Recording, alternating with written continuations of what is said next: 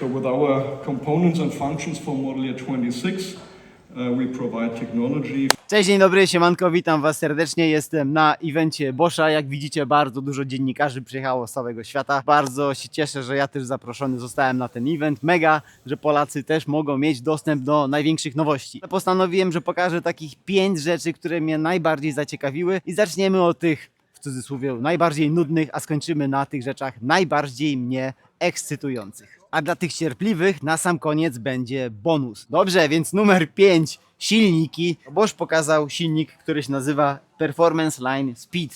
I to jest silnik oczywiście, który potrafi jeździć do 45 km na godzinę pod warunkiem, że rower jest do tego przystosowany, czyli ma odpowiednie hamulce, oświetlenie i jest homologowany i jest zarejestrowany i tak dalej. Czym on się różni od poprzedniego tego silnika, który jeździł 45 na godzinę? Przede wszystkim tym, że tutaj wykorzystano oczywiście skorupę tych najnowszych silników CX 5 generacji. Przechodzimy teraz płynnie dalej do ciekawego silnika. Znowu ta sama skorupa, czyli bazuje na silniku CX, natomiast jest to silnik dedykowany do rowerów cargo. Rowery cargo, czyli oczywiście 400% wspomagania, też teraz 100 Nm, momentu obrotowego 750 W.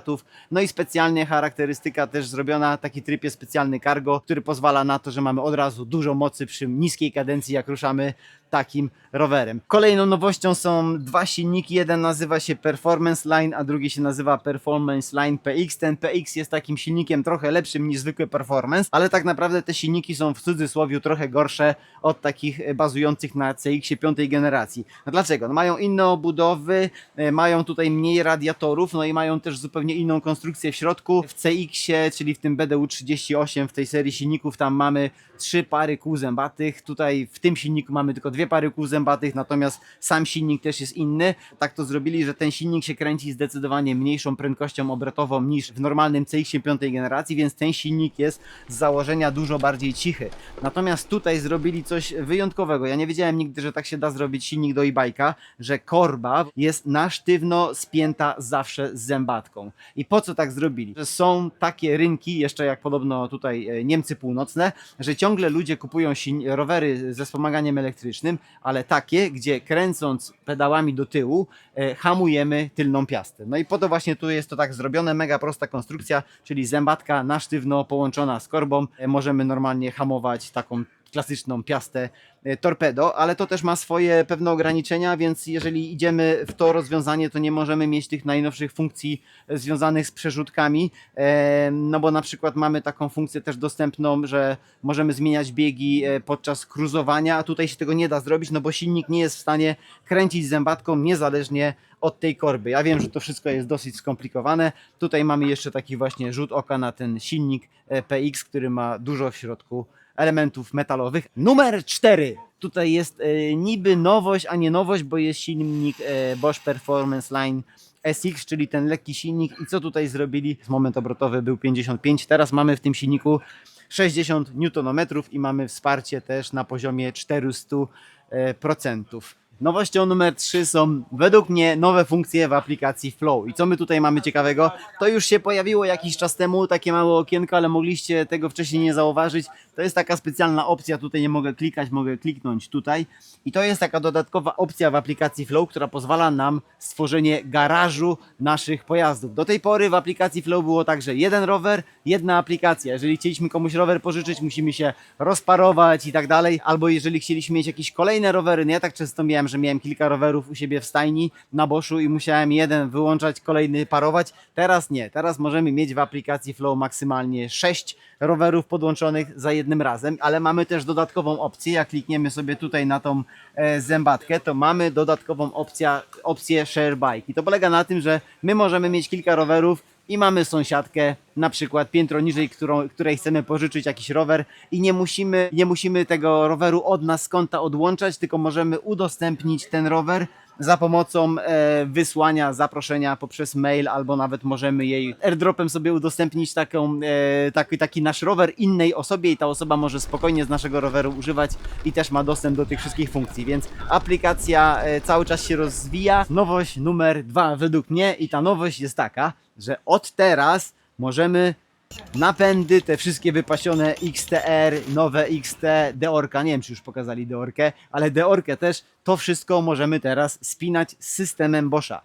Do tej pory jedyną przerzutką, która działała, to był Qs i też działała ta Piasta elektroniczna Shimanowska. Natomiast od teraz możemy mieć wszystkie funkcjonalności tej przerzutki w połączeniu z naszym silnikiem. I oczywiście ten XTR występuje w wersji z baterią, ale występuje też w wersji z kabelkiem. I teraz ta wersja z kabelkiem, mamy specjalny kabel, tutaj nawet gdzieś leży, jest specjalny kabelek, którym się łączymy między przerzutką a naszym silnikiem i to jest kabel, którym przerzutka dostaje zasilanie bezpośrednio z naszej baterii i możemy mieć wszystkie te funkcjonalności, czyli możemy mieć tryb automatyczny, przełączamy tutaj manetką, możemy tryb manual plus mieć, możemy mieć tryb manualny i jak widać wszystko pięknie działa, nie musimy żadnych baterii wymieniać, to wszystko jest połączone z naszym systemem.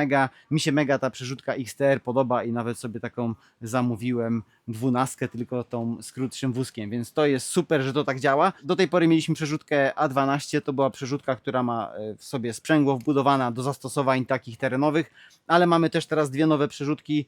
TRP wspólnie zrobiło ją z Boschem, przerzutka A10, tak, przerzutka 10-biegowa na trochę krótszym wózku, natomiast niestety te przerzutki tutaj czuję w rękach, że nie mają niestety sprzęgła, więc do zastosowań terenowych one będą średnie.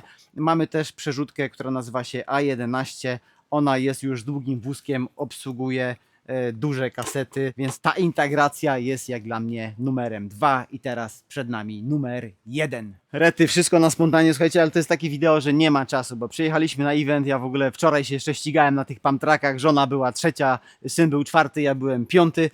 Całą noc tutaj jechałem do tych Niemiec, jestem bardzo blisko Frankfurtu nad Menem, gdzie odbywają się targi Eurobike. Wracając do tematu nowości Boscha numer 1, no i jak dla mnie numerem 1 na tym evencie to jest to, że Shimano dogadało się z Boschem. Co tutaj jest ważne? Zobaczcie, mamy tutaj hamulce, które ja sobie zamówiłem do swojego roweru marzeń.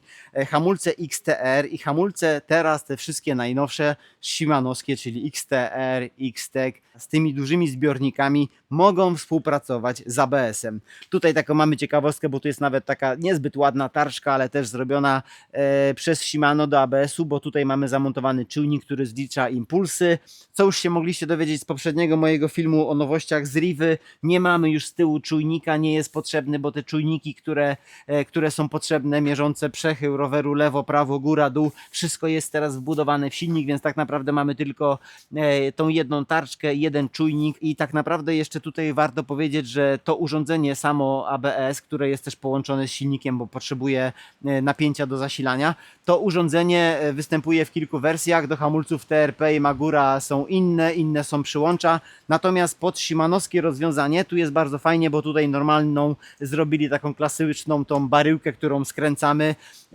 Oczywiście nie możemy sobie dokupić ABS-u jako takiego, ten ABS będzie występował po prostu w całych rowerach. Ale co jest ważne, Shimano się dogadało i to wszystko działa. Tutaj też mamy XTR-a, ale chciałem też powiedzieć o tym, że nie tylko te najdroższe hamulce, bo też hamulce te, żebym teraz nie przekręcił, MT400 i MT200, takie bardzo proste modele, one też współpracują z ABS-em i one będą występowały w bardzo wielu rowerach takich właśnie prostych trekkingowych. Oczywiście jest masa osób, które mówi, że ABS w ogóle w enduro to nie ma sensu, to się nie nadaje. Ja totalnie się z tym nie zgadzam. Jeżeli nie jeździłeś na ABS-ie, to nie wiesz, o czym mówisz. Ten ABS w wersji Pro działa fantastycznie, on działa w tle, on nam nie przeszkadza, nie utrudnia nam szybkiej jazdy, a ratuje nam często tyłek. Co tu powiedzieć, no wreszcie jest, tak? Wreszcie jest rower, przy którym można powiedzieć, że trochę maczałem palce. Jest to, jak widać tutaj na załączonym obrazku, Antidot, krakowski butik. Wreszcie powstał ten rower. Dla mnie rower piekielnie ważny, bo jeszcze tam 2 czy 3 lata temu siedzieliśmy w biurze, wymyśleliśmy w ogóle listę rzeczy, które powinien mieć najlepszy e-bike na świecie. I ten rower praktycznie wszystko to ma poza 2 rzeczami, ale to opowiem już w takim konkretnym wideo, gdzie będziemy omawiali ten rower. Jest to pierwszy carbon, nie jest w ogóle polakierowany, jest prosto wyjęty z pieca, pomontowane elementy i cóż mogę powiedzieć, no to jest rower absolutnie fenomenalny. Jak ktoś mi powie, że fajnie jeździ Wala albo Bullet, no to albo jakieś Yeti, to po prostu proszę się na tym przejechać, bo rower jest kosmiczny. Ja tak pokrótce powiem, Wahacz jest monolitem. Jest tutaj high pivot, który jest zamontowany do podsiodłówki. Sztyca podsiodłowa 200 mm w welce, nie ma najmniejszego problemu. Silnik ten właściwy, czyli Bosch CX generacji 5, wgrany tutaj testowy jeszcze soft bardzo mocny. Bateria 600, no bo taka jest lekka i mega wydajna. Rower jest high pivotem, jest wirtualem, ma krzywkę na dole, ma krzywkę na górze. Mega skomplikowana konstrukcja. Po co to wszystko? Po to wszystko, żeby ten rower przecudownie zjeżdżał w dół. Ja ten rower odbrałem 5 dni temu i jeździłem na nim każdego dnia, kiedy tylko mogłem. Nie chcę z tego roweru zsiadać.